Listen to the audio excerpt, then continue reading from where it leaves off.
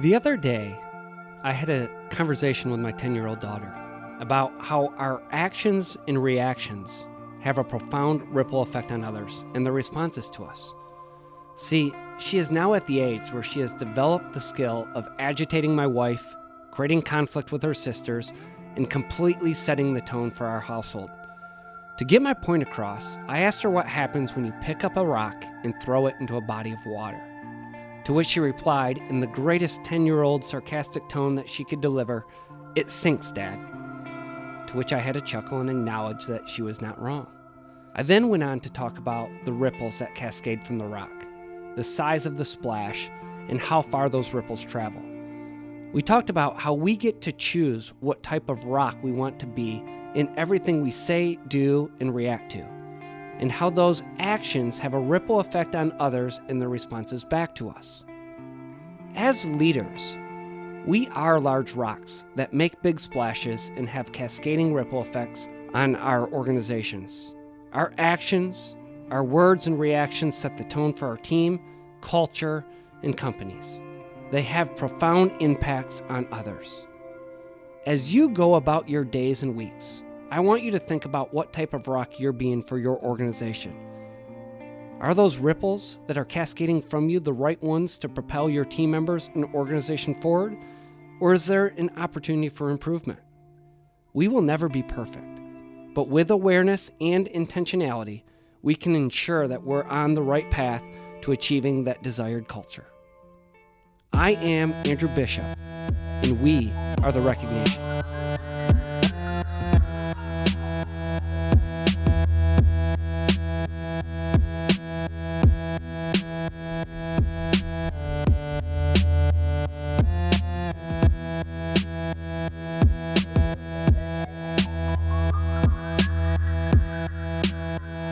Welcome to The Recognition. My name is Neely. I'm here with Kaylee. Kaylee, my friend, how is you? I is great today, except for the breakfast that I ate this morning. What? Tell me more. I had steel-cut oats, but we were out of blueberries, out of bananas. I had no fruit to put in it. What is one to do? What is one to do? It was disappointing, and I must say breakfast is my favorite meal of the day. But yet you're completely unprepared to have it. So apparently. that feels a little... Okay. I try to eat healthier during the week, and then, on the weekend, maybe an Eggs Benedict or some chocolate chip pancakes. I think it's important. Last week, I've always wanted to try a little Eggs Benny. And I just, for whatever reason, last weekend we're going to wake up and we're going to do Eggs Benedict. So we did like the chorizo, and we made the hollandaise. Did you know in Detroit, they serve their Eggs Benedict on car tires? Car tires? Yeah, like the rims of car tires. Because there's no plates like chrome for the hollandaise.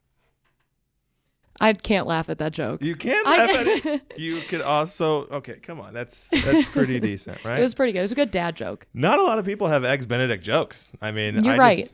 There's a little bit of respect that's owed to me. There is some respect there. Yeah. So, talking about respect, you were able to sit down earlier with Jill Plate. Jill has taught me a lot as a leader here about emotional intelligence. This is something I've needed to lean in as an individual of, trying to identify blind spots and be intentional on certain behaviors and actions and making sure that, self-awareness is a priority. So, what are the top takeaways, top highlights of your conversation with Jill? Yeah, it was a great conversation. The phrase emotional intelligence is a big one, and I've heard it many times, but sitting down with her really gave me the opportunity to learn what it really is and ways to be more emotionally intelligent as an employee or a people leader.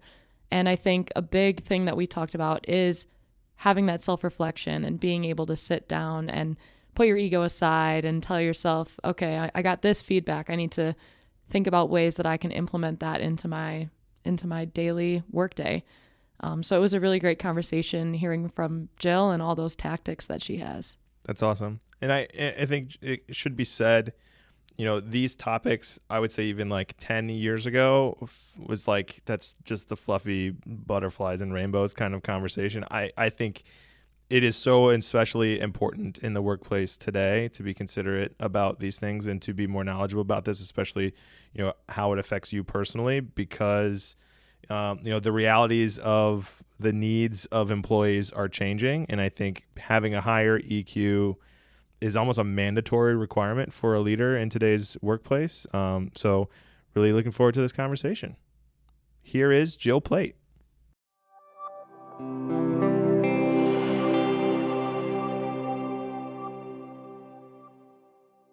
I'm here with Jill Plate, the Vice President of Operations at Baudville Brands. How are you today, Jill? I'm doing very well. How are you?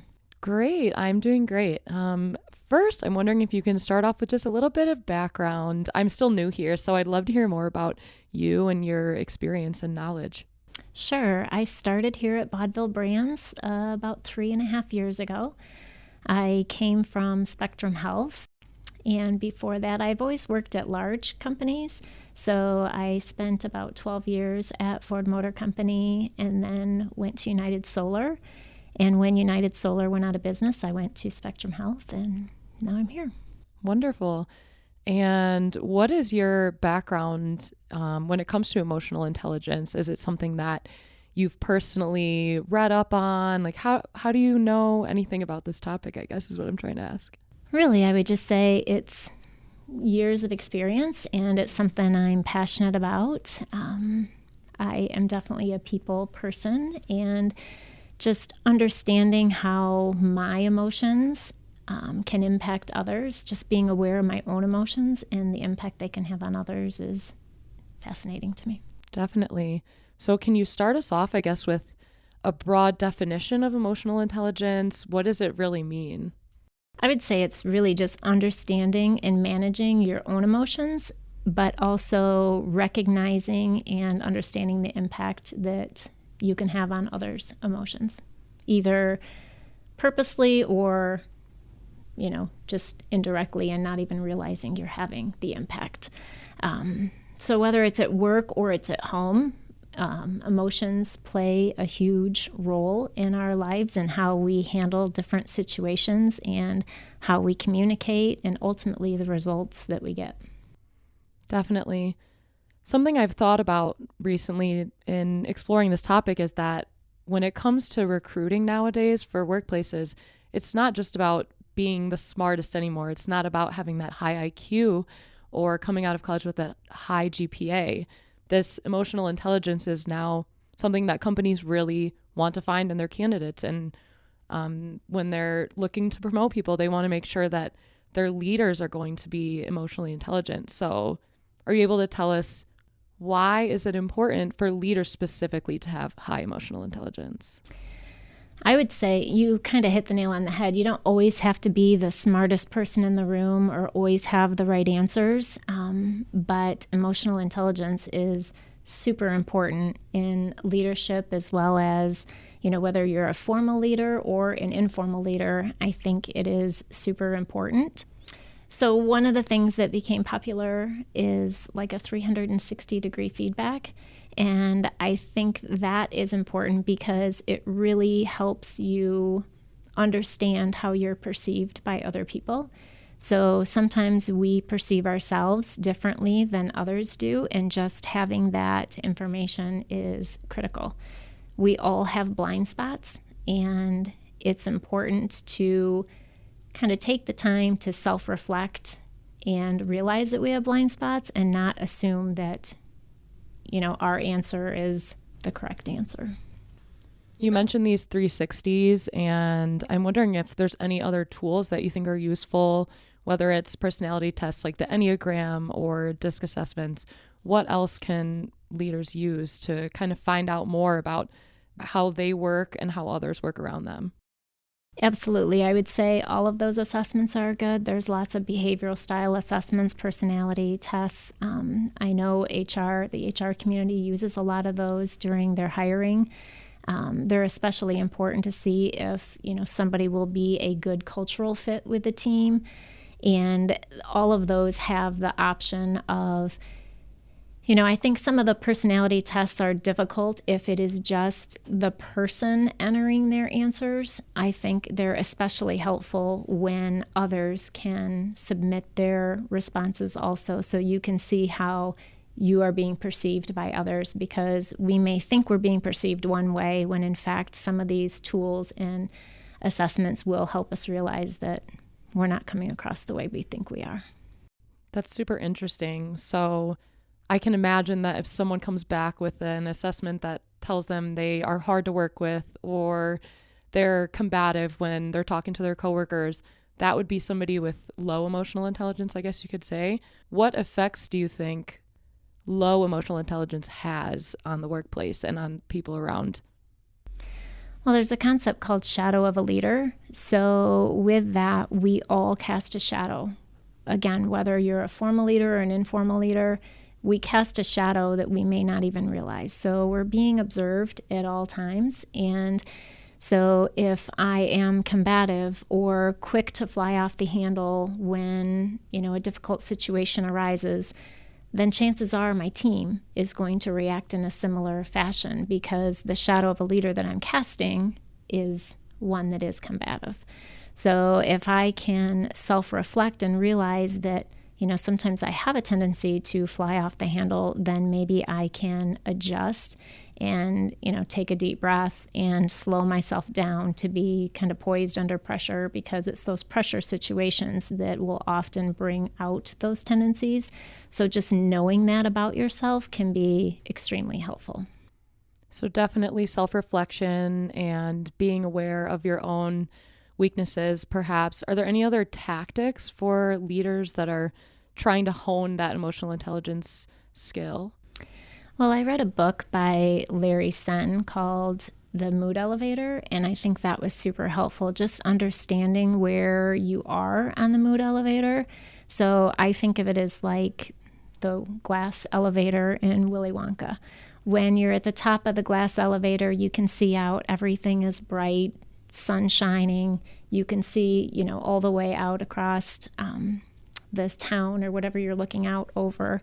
Where if you're in the bottom of the mood elevator, as you're going down the elevator, the door opens, it's dark, it's dreary, your visibility is not as great. So just knowing where you are in that mood elevator, I think, is important. And it's not so important that you're in the bottom of the mood elevator. It's just knowing that you are, down in those lower levels and recognizing that you're there so you don't do any harm when you're there. And then, kind of a tactic to get out of that is to just try to be curious, ask questions, assume positive intent, and try to gradually bring yourself up in the mood elevator. Because obviously we'd all like to be happy all the time, but that's not realistic. So just knowing where you are and recognizing that and doing no harm when you're in the lower levels, and being curious to try to help yourself get up to the higher levels of the mood elevator. I think that's a great analogy. And it makes me think of the idea that in the past, checking your emotions at the door when you come to work has kind of been a thing of our society. And that's a little bit a thing of the past. But do you think there's anything that leaders can do to cultivate a culture of openness and being in tune with your emotions at work rather than just kind of shoving your emotions down? Well, I will say one thing that we do at Baudville Brands is often when we start our one-on-one sessions, I will ask the team where they are in the mood elevator, and just giving them the opportunity to think about where they are in the mood elevator, reflect on that, and talk about it. It brings out great conversations just to know where someone is and really why they feel like they are at that point is super helpful.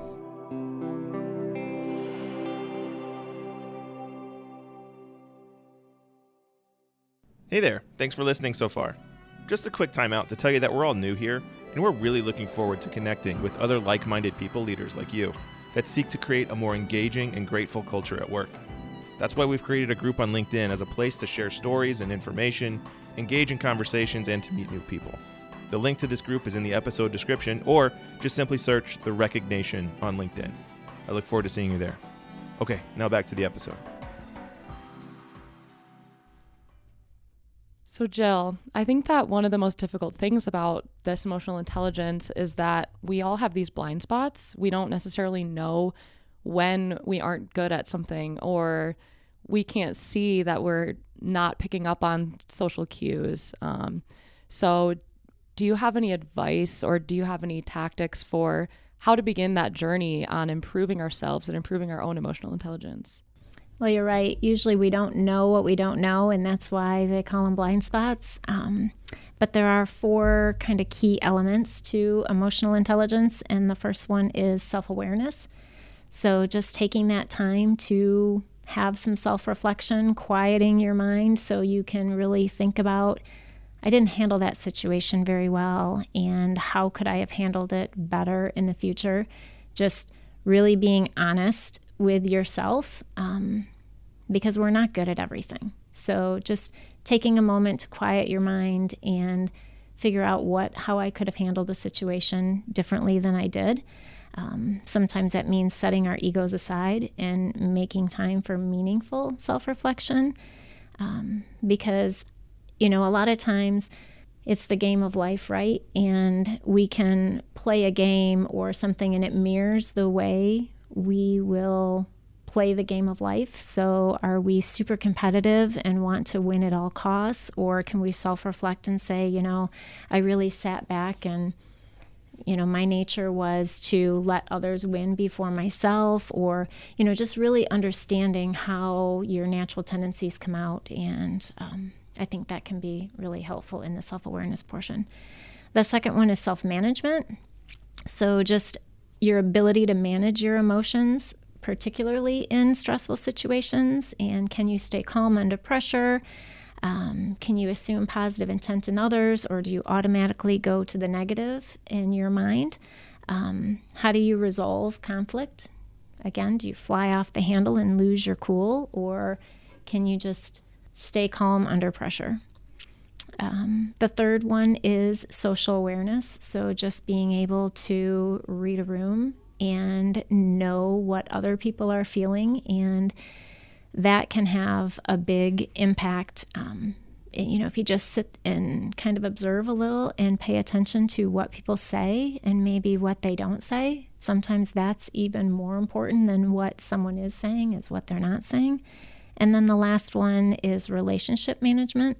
So that just really refers to your ability to influence, coach, mentor others, and resolve conflicts effectively.